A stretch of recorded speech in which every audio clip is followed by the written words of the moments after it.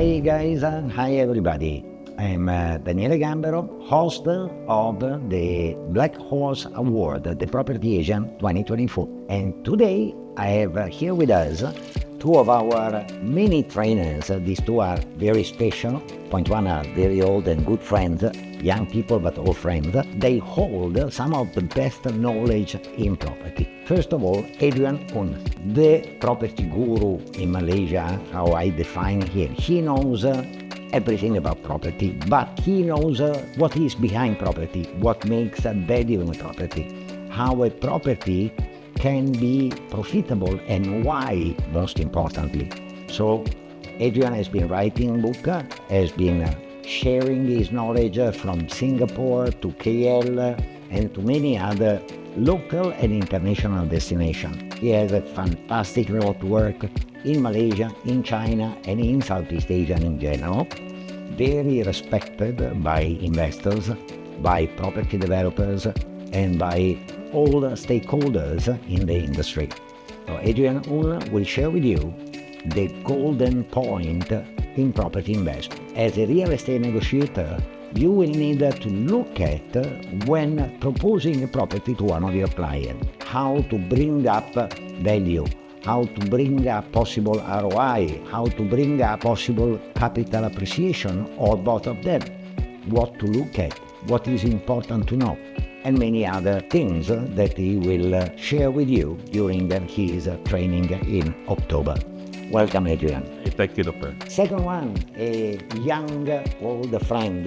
When we were deciding how to introduce him, I was saying, I will introduce you as the legend, son of the big legend in the property market in Malaysia, Ismail Ho, son of Ho Chin Soon. Currently, he is a CEO of Ho Chin Soon Research, the map makers of Malaysia. Ho Chin Soon, his father, has been dealing with maps for 40 years, so he really knows every single square centimeter of Malaysia, I would say. And he knows, above all, how to put it on a map. He has been launching, about 25 years ago, the branding map concept for property development. A totally new and very creative approach to property promotion. We'll train you about is how to use a map, how to look at map as a unbelievably powerful tool to sell property. A map tells you the story of a neighborhood. A map tells you what is in the neighborhood, what is close to the neighborhood, what are the main infrastructure, what are the hot points to be used as convincing tools, convincing argument when you are promoting a property. And Ismail is extremely good at it. How many maps have you been making? We've been making maps officially as long as the company, which is 36 years. We have selected special areas that we specialize. Thank you, Ismail. Adrian, what are your thoughts on the current situation of the property market in Malaysia? A lot of negative comments over the last few years. I think recently there were a lot of announcements made by governments. For example, the recent amendment to the Malaysia My Second Home ruling. That is actually a very welcoming news. Yeah. Of course, there are some that complains that property prices are still expensive. Well, it depends on how you look at it. Raw materials are getting higher and higher, the prices. So it goes without saying, property prices are bound to increase no matter what. So I think the interest is there. There's a lot of good news happening, especially the Johor region. There's still a large segment of Malaysians who has yet to own a property. So I believe the developers and real estate agents are doing their job to actually try to interest them with great products. So I'm quite optimistic that the market is going to get better. Positive push from the government, good news.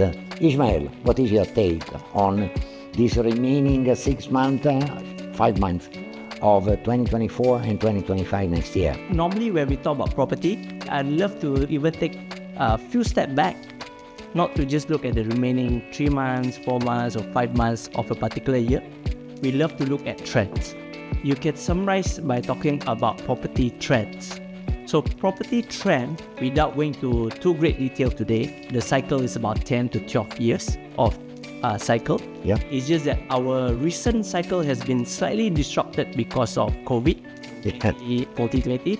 So the cycle has got expanded a little bit. But if I were to give you in a nutshell, what year or within what range I'm very excited for is actually around the year 2026. In fact, if we try to recap during the times of 2023 to 2015, that's when a lot of people view property as the asset class for investment. So there's a lot of rush, there's a lot of interest. I don't have a feel of what type of peak we're going to see in 2026, for example, but I'm seeing the signs towards that. So this is the kind of time that I always share with audience or my clients. A lot of prep work needs to be done. In fact, last year, this year, next year, to really capitalize on this coming, for example, around 2026, 2027. This time, I think if you are just trying to talk about property by that time, you're a few years too late. I genuinely believe this is the kind of time that very seasoned investors should be shopping around. Seasoned rent industry players should really position themselves. One question that I would like to have from you, and let me put up a disclaimer. Real estate agents and property real estate negotiators do not take what we will discuss now as a personal offense. Nothing is intentionally said against any one of you, but it's the general feeling that what we get from property investors, what we get from property developers as comments on agencies and real estate negotiators. I know that Adrian had been working for many years with a number of agencies. Do you think that there is room for improvement in the quality of work of real estate negotiator? Well, compared to previous years, many years ago, I think nowadays real estate agents are actually fairly educated because they go through quite a number of trainings provided by their respective agencies. However, I do know that there are still a large number of agents still are not fully trained, fully qualified. Being in the industry myself for almost 28 years, sometimes real estate agents should not just sell like what the doctor said. It's not a product, it's about how you sell yourself.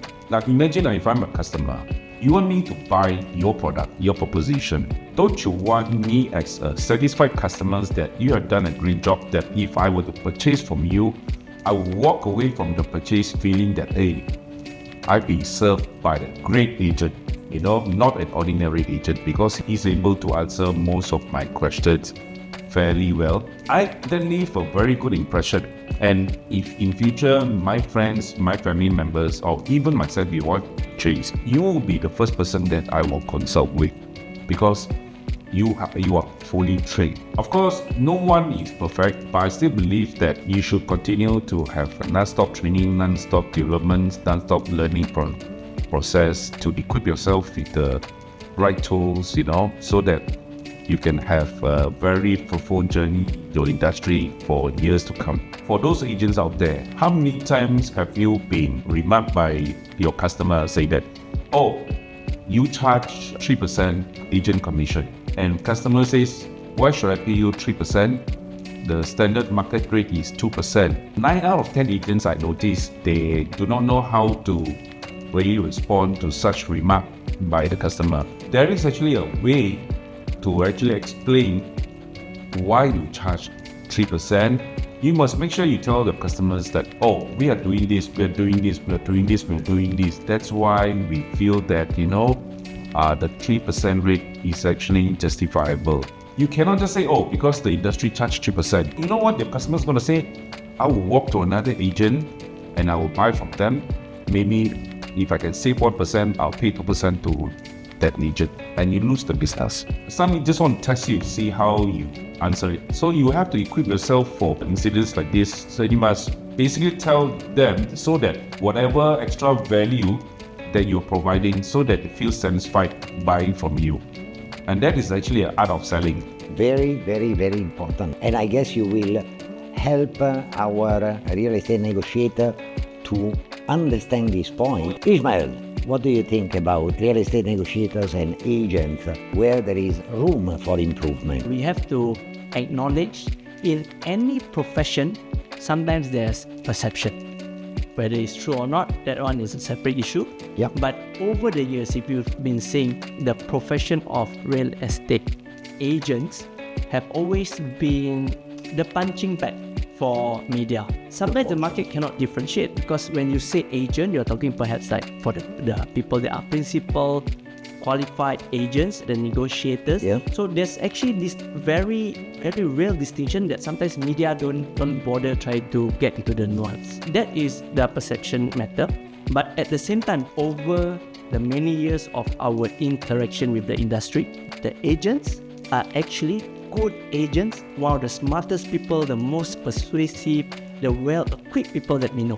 We look at media announcement, you see all these fancy big land bank transactions. The one that always get the spotlight would be the developer or the company that make these big fancy purchases. But we often forget that behind a lot of these deals, There are good agencies. really great agents that made it happen. Ismail is talking about technical information, map information, how to use a map. Adrian is talking how to justify your professionalism with the market, with clients. I will give you the knowledge on how to read the data on property, and not only to understand the future path of growth, of value increase, of occupancy, of property development, mastering digital media, digital marketing, mastering communication, mastering the ability of questioning and replying. All these will be part of our training. What will you expect from their side? How they should prepare themselves to be trained by you? Learn as much as possible, because if you're a real estate negotiator, you must be able to really just answer customers' questions about the pricing. Customers will definitely ask you, is there any surrounding areas, second-hand properties that is within this range price? And you should be able to give example. In short, as a real estate negotiator, you must be surrounded by a team of professionals who are willing to share with you their experiences and knowledge. Please do not be afraid of maps. We are in the industry of real estate. In this industry, you need certain very basic knowledge to look at, for example, your orientation, your north, south, east, west, how to read maps, what are the basic 5 elements of maps. We will start with very basic knowledge, where everyone should be able to familiarize themselves. From there, we will go to more technical sharing. You need to understand that government bodies, when they share information, is always using categorization of district, sub-district. To understand this is very essential, because some district or sub-district can differ in size greatly, and there's a lot of basic misconception. I would say more of the technical knowledge, and I will highlight all the free tools that is available, mostly given by our own government, that a lot of people don't use. We will also cover knowledge of actual case study. I think the best way to start is actually project-centric. That means project ABC, how a developer sells, position, talk about location. In school, they teach us everything. They teach us about mathematics, physics, algorithm, language, this, that, everything, communication. Do they teach about sales? No. Sales is ability in communicating with the knowledge behind your communication. Valuable information. If you are selling a car just saying, oh, this car can run 500 kilometers, and that's it. What is the big difference between one brand and the other? And if you are selling a property, this property is the cheapest in the area. So what? Just now you were mentioning north, south, east, west, and something popped up in my mind. We still need to find a special trainer, I think, because I had trainer for maps, for property information, for social media, for communication, tax, and legal. I don't have a trainer for feng shui. Isn't it feng shui in Malaysia is one of the main killers of property sales? Which one has been the worst failure of the sales because of feng shui? If the customer brings his own feng shui master, we just have to understand that is his belief. Most of the feng shui master that the customer brought, they are quite professional, though I don't really believe everything they say, but I just leave it at that. My encounter with feng shui is slightly different. It's a different perspective. A property developer was promoting projects in the Highland. So we were invited as a speaker to share some perspective. At the same time, during that event, they also invited a feng shui master to talk. So we were given half an hour. The feng shui master was given half an hour as well. So our presentation, the usual, full of information, what are the future government plans, data, etc. The feng shui master has only one slide, and his slide was a topography map. And the topography map showed pattern, which he explained to me akin to the claw of a dragon. And he explained further. One more fun question, Adrian. The most fun client that you have ever had, property buyer. Truth to be told, I don't have difficult customers. I have customers with lots of questions, and that is fine by me. I don't have difficult customers, but I only tell most of my customers this: whatever you do in property investment, hope is not a strategy. If you buy into something and you hope that you will turn out to be a gold mine and you can make millions, think twice. There's a lot more risk mitigation that you need to carry out. You minimize the risk from various angles. Post the developer's background. How do you check? You must actually find out their background, their experiences, because they are selling cheap prices, so you went for it. That is hope, because you buy cheap. A lot of times customers say, oh, my cousin brother said don't buy, my friend said don't buy. A lot of times they don't want you to buy because they are jealous that you managed to own properties. What I'm trying to say is that do your homework, do your research, mitigate as much risk as possible from any angles. Your investment journey should be quite fruitful. Good purchasers are supposed to ask a lot of questions. Yes. And you are supposed to be ready to reply to all these questions. Ishmael, last question. What has been the most successful map ever? Business, especially, I can go through my accounts and see which project gave me the most money, right? That one not very exciting. It's just cold hard facts. Yeah. But what stick with me as a industry player, service provider, when I do something that I consider nation building and helping with nation building, it excites me. I get a lot of satisfaction because I know I help my government, my country, play a role. So one good example, Southern Authority for Johor Iskandar, Malaysia. More than 10 years we provide this service for them, that we are assisting them to promote the region. Is also prospect businesses coming to Malaysia, what are they getting involved with?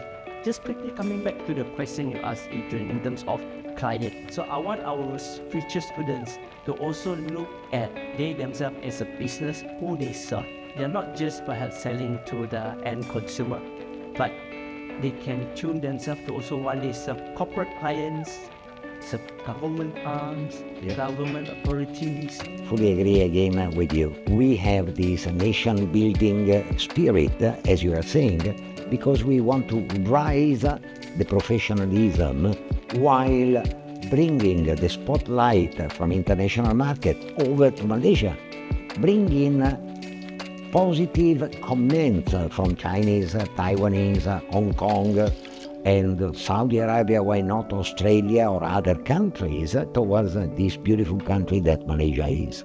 Well, ladies and gentlemen, I think we are at the end of this fantastic chit-chat with two old friends, fantastic knowledge sharing from their side. See you all very soon again. Thank you.